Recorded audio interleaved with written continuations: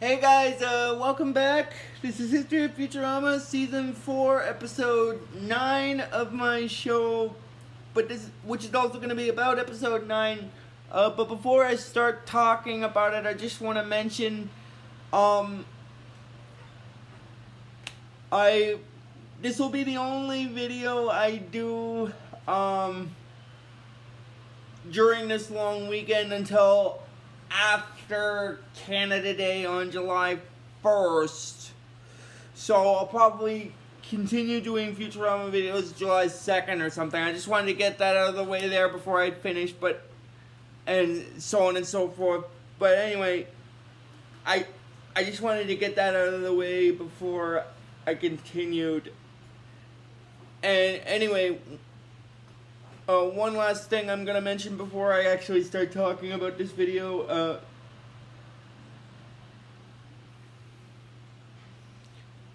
I hope everyone has a nice weekend and so on and so forth. And anyway, enough getting off topic. This is History of Futurama, Season 4, Episode 9 of my show, which is also going to be about Episode 9, which is called Future Stock. Now it's basically because this episode basically focuses on the stock market kind of thing. Well, in a sense, I'm just gonna explain the plot line of this episode first before I continue it. Basically, the way this episode starts off, basically the way this episode works is Fry meets someone who's from close to around his time. They basically take over the Planet Express business and give it the sleek veneer of the 1980s, and then he later on, the person that helped Fry take over the business, sells it to Mom so that they could get them as competitors and stuff. And that's the only little parts of it I wanted to bring up, because now I'm going to actually talk about the actual storyline. I just wanted to explain the plot of it for a little bit, though. Anyway, basically the way this episode first starts off is they're doing a media presentation. The Planet Express Corporation is doing a presentation of the previous fiscal year, and it starts with Hermes and Professor Farnsworth playing a movie first after Hermes gets Professor Farnsworth to go into the light, and then the professor thinks he's dead because he's an old man, but he's not actually dead because he's just going into the light to talk. But anyway. And then it explains about then, as I said, it's doing the segment with the movie, and then basically what happens is while Fry's watching the movie, he tells Bender that watching him work is making him hungry.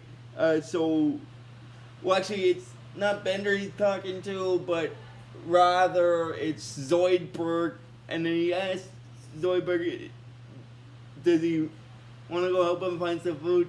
And then basically, Zoidberg basically says that he'll not only help him find it, but he'll help them do love, which is kind of, in his sense, a weird prospect. And then basically, after they leave, what happens is Fry and Zoidberg start walking to find places with free food, and then they come upon a bat mitzvah, which I'm guessing is the robot equivalent of a bar mitzvah and stuff. And Fry gets excited about that because about the free food, and then Zoidberg goes in, but then one of the robots that's there tells him no shellfish, so he basically pushes Zoidberg aside because they don't allow shellfish in them. And then basically Fry then later ends up at a cryogenic support group meeting because they also have free food and stuff. And then as Zoidberg tries to go in, he asks them a question, like he's like, "Question, do you have to be cryogenically frozen to..." But then the person behind the door closes it on him and he's like, "You didn't let me finish! I was gonna say to get the free food!" And then basically the people that Fry meet in the cryogenic defrosted segment seminar are basically, like I said, a person from his era, like the 1980s kind of thing, basically a prehistoric caveman, and a guy who named Joe, who, if I'm remembering correctly, he said that when he was cryogenically frozen, giant carriers through the earth, but now they don't. It takes some time for him to get used to and stuff, and then basically after the businessman that Fry meets explains how he got cryogenically frozen, and then during the time when he was telling them that, he tells them that he was also diagnosed with a terminal disease known as bone itis, which basically is a funny name for a bone type of disorder. I don't know if it's an actual literal disorder or if it's one just made up for the series. I am not really sure about the specifics of that. Anyway, but basically what happens is he cryogenically froze himself until a cure was found, because one drug company was closed at the time, but he caught the hostile takeover and froze all the assets. Oh my god. Meaning that he basically screwed his own chance of, in the first place, before he got frozen, to cure his own. It's complicated. It's complicated. It's funny and it's complicated at the same time. And then basically Fry tells the guy that he's from the same time as him, which is kind of true, because Fry was frozen in the year 1999, before the year 2000, so sort of after. So he was around in the 80s as well, I'm guessing, before he was frozen. Anyway, what happens is he mentions that, remember that showing the safety dance, and then he just starts doing the safety dance after saying the shooter, and then Fry says, "You know, that dance wasn't as safe as they thought it was." And then basically,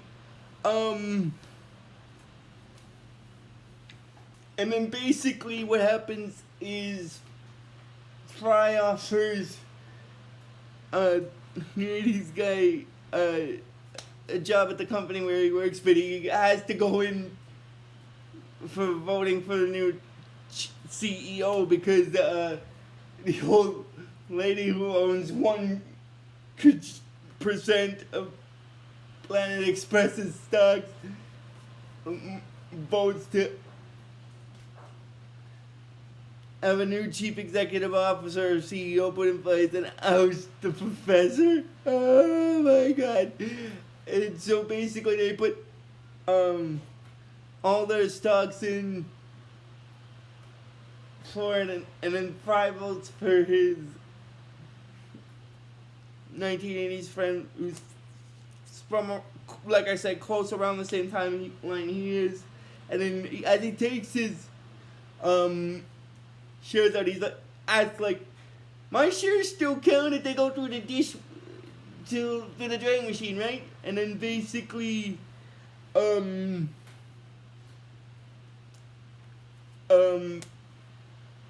because of Fry's um, shares being added, the professor's is still higher.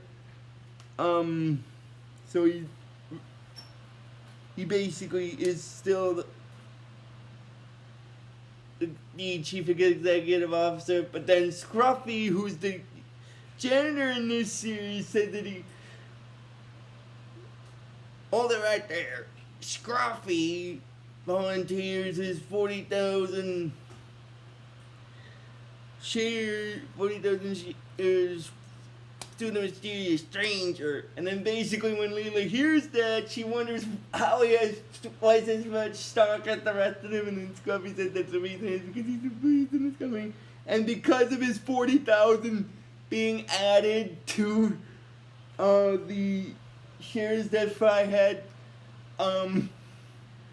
Hermes says that it's a tie, and just as he's about to finish his sentence, he's like, and in the event of a tie, the professor, as current CEO, remains. But then the old woman interrupts him and he's like, she said that she didn't support because she may only have one share, but she gets 2 votes, same as anyone, and she's voting against the cat hater, and she said that isn't that right? And then she takes the cat out and she sees that her purse is empty and then sees the cat and 80s her change. And then basically what happens is Hermes introduces their new chief executive officer, which is the person that Fry brought along, and then after that what happens is he basically tells them that there are only 2 types of things, sharks and sheep. Mm-hmm.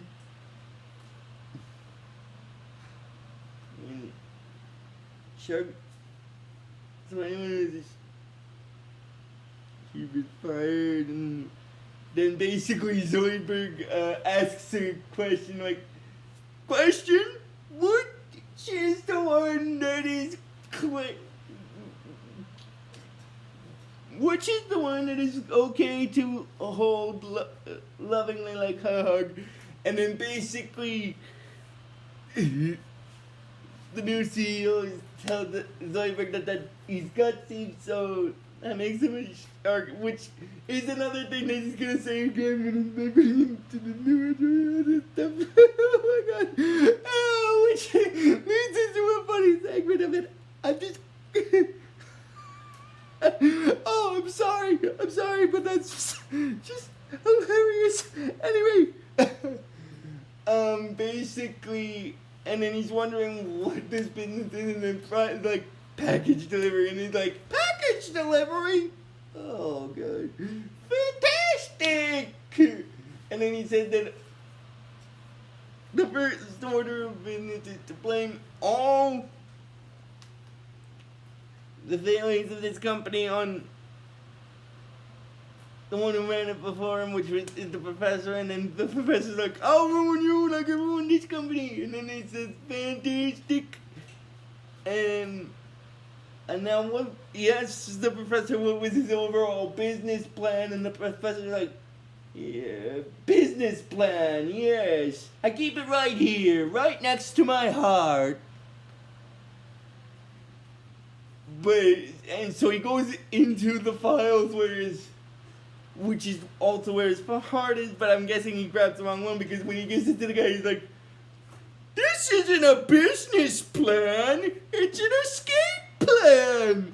And then he's like, so long, sucker. So he basically runs off, and then basically, the new chief executive officer makes Fry his right hand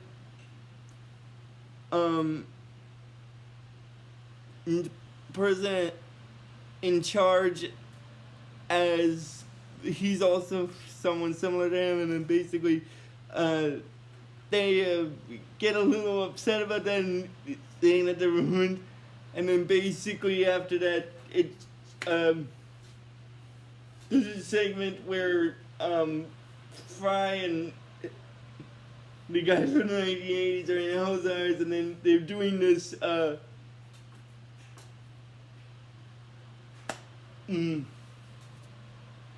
well, first what happens is, they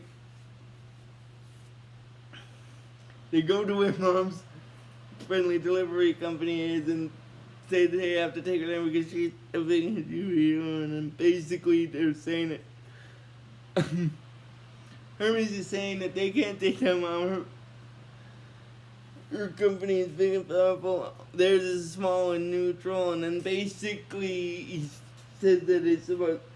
He makes a reference to two countries, which is Switzerland and Germany, and then basically Friday she's trying to where he basically rubs his butt up against the window of the ship, and then Mom's like, "You call that a press tan?"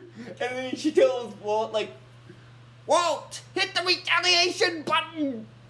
But after a little while, Walt doesn't know what the retaliation button is. And then she's like, "Any button, they all retaliate!" And so he presses one of the retaliation buttons, and the one that he presses turns the bottom part of the tongue into a laser blaster. Oh my god, I'm sorry, but that's hilarious. And I'm just gonna bring this up before I continue because I'm getting kind of close to the end of the episode. I still got a little bit of the episode left to talk about, but since I brought the part where Fry pressed his butt up against the windshield of the ship, that actually will give reference with what happens with the takeover part of it. I just wanted to get that out of the way before I continued. Anyway,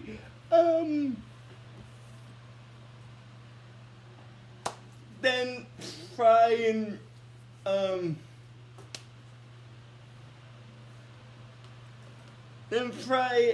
and these guys are basically eating at Elzar's, and then basically after that what happens is the 80s guy is giving Fry these blank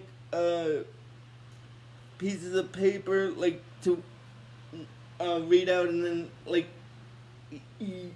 sort of like question cards with a blank attached to them, sort of like how it works with the Pardon the Interruption TV show where they do that segment called What's the Word. Anyway,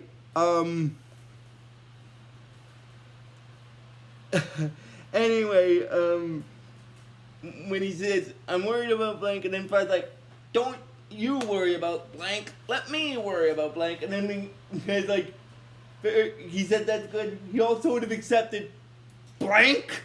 Blank? You're not looking at the big picture.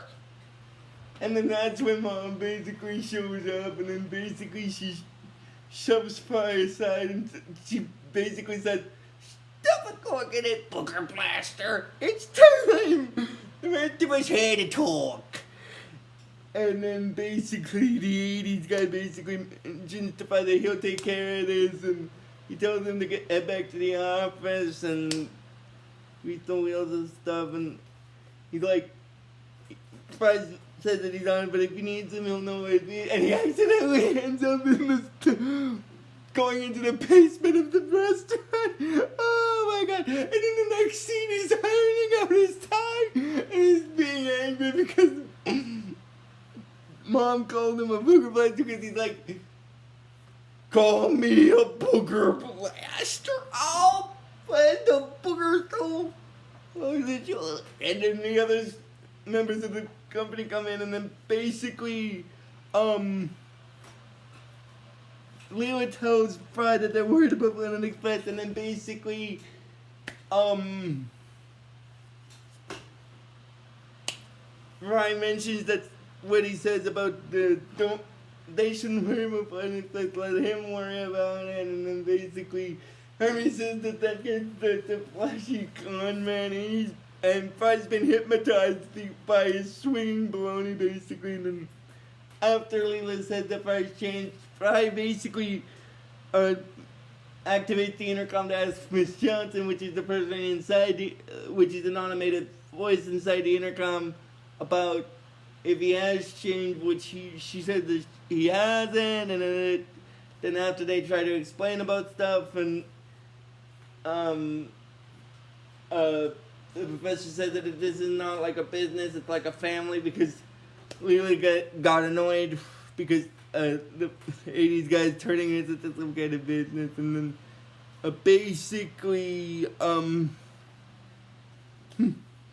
basically the professor mentioned that he didn't think of this as a business. He always thought of it as more of a cheap source of manual labor, like a family, and then basically Fry said that he agrees with them about the family thing, and he said that they aren't like a normal family and stuff, and family, and I can understand that. But as he said that, the 80s guy comes on and tells on the TV and tells them that everyone's fired and they're all out of business, and then they're all shocked by that, and then basically the 80s guy also says to them that he's gonna sell the company to Mom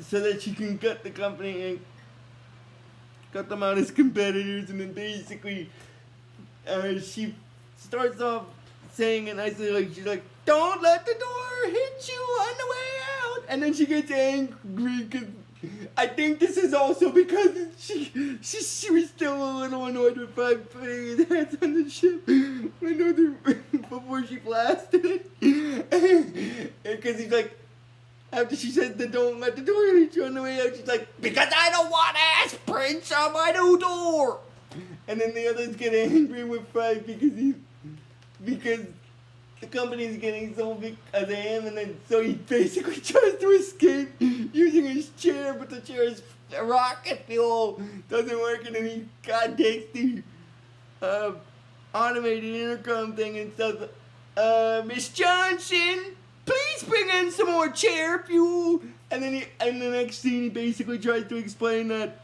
he had no idea the company was going to be sold. He was just an innocent suck up in all of this.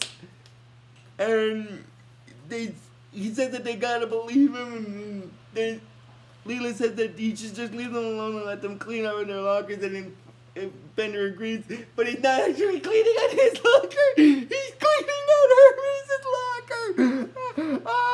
Oh my god, I'm sorry, but that's hilarious! He was cleaning out the wrong locker! Or I think he was just trying to swipe all Hermes' stuff and claim it as his own. But either way, that's hilarious. Anyway, what happens is after that, basically,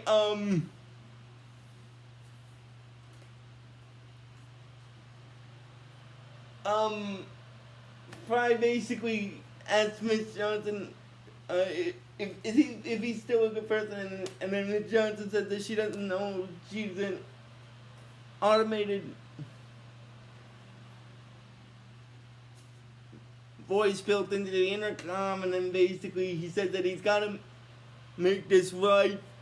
Somehow, some way, he'll block this takeover.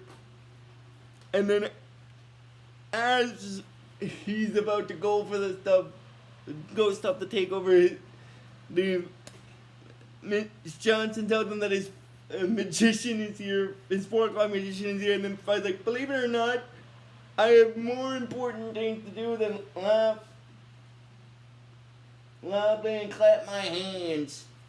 And then he tells him to have the magician reschedule, and then it goes to the scene where they're doing the stock exchange segment, and then this version of Jor-El, like from the Superman kind of stuff, shows up, and then he explains to them that the takeover of Planet Express Corp by Mom's Friendly Woman Company will be happening, and the delivery company will be happening in the main hall in about 20 minutes, and he's like, "I am Jor-El, master of scheduling." And then basically what happens is after that, when they actually start doing the stuff, Mom basically said that according to regulations, both companies must approve the takeover, and then Hermes gets ecstatic about that because of the fact that they can vote against it, so they all vote against it and say,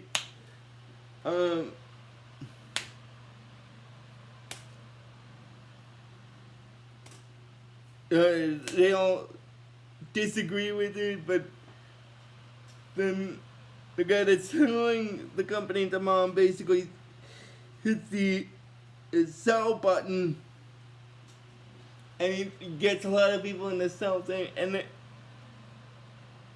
then they're all surprised by that, and he basically explains that he may have neglected to mention to them that the shares he bought from Dr. Zoidberg gave him majority control, because Zoidberg basically sold his stocks to him for a sandwich.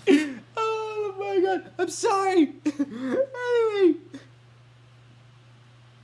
And then basically he was like, Zoidberg owned 51% of the company? And then Hermes explained that Zoidberg's shares were worthless, and he kept asking for toilet paper. And then basically Mom's Friendly Robot Company basically makes their bids, and then Walt and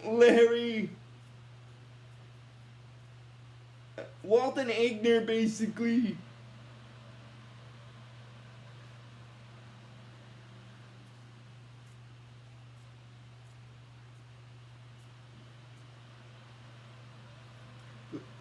press the approve button, and then Igner is trying to decide which button to press, and then when he shows up with him, he's like, the ballot was confusing, and they love this. I want to hand recoded, and he's like, okay, and then she slaps him. Oh my god, I'm sorry. And then she said that the takeover of Planet Express is approved, and then the people of Planet Express get a little upset about that, and after that, this guy has security take them out of the building, and then Mom mentions that basically Mom will now purchase all Planet Express assets at the current market price, which is 100, and then the voiceover portion of Zoro's voice says 107, which basically means $107 a piece. Now the funny thing about that is, since it's like the stock market thing, it can change drastically. Now the reason why I'm bringing that up is because that's going to lead into what happens at the end of this episode. I just wanted to get that out of the way.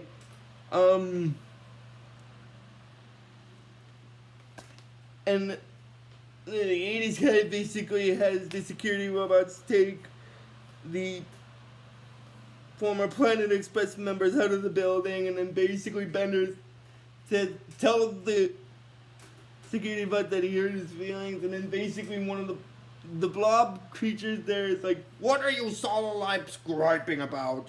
Your shares are worth $107 a piece. And then basically Leela gets ecstatic about that, and then basically afterward what happens is basically Fry comes in to try to reason with the 80s businessman to make him stop this deal. But he basically said that he tells Fry that he's an 80s guy. To him, friendship means that he would, for $2, he would hit him with a full Q until he had detached retinas, and then basically he said that the deal will go ahead as planned, but as he's about to say the last part, his bones start cracking, and then basically Fry mentions about his bonitis, and then basically the 80s guy basically mentions that he was so busy being an 80s guy, he forgot to cure it, and then he's like, my only regret is that I have bonitis. And then he dies from the bonitis, and then basically what happens is Mom says that because of that they should just get on with the sale, but then basically Fry said that as vice chairman of Planet Express, he retains the man's shares, and then basically he starts to talk to them in order to stop the deal, but the others try to stop him from stopping the deal because they wanted to buy the company, because they want to be filthy rich. And then after he tries to decide to sell but the funny thing is, after he tries to sell the company to mom so that they could have the money, basically, the old woman who had one share of the stock of Planet Express said that millionaire's nothing, the stock's only worth 3 kachikers. And then basically, Arizo's like, it's worth less now than when it was worthless. And then Fry realizes that because of that, they're poor no matter what he does, so the deal's off. So basically, in a bittersweet sense, since the deal is off, they still get to work together, but they're rich, basically, because of it. And then basically Fry, and the rest of them leave angry, and then Fry just waits to them and tells them to see them Monday. And then that's basically where this episode stops. So if you guys like this video when I post it, just please give this video the real best you guys can, and I will see you guys probably not tomorrow, because tomorrow is Canada Day, but probably Saturday, Sunday for the next video. But until then, guys, like I always tell you with this series, just please give this video the real best you guys can, and like I always tell you with this series, fun on a bun.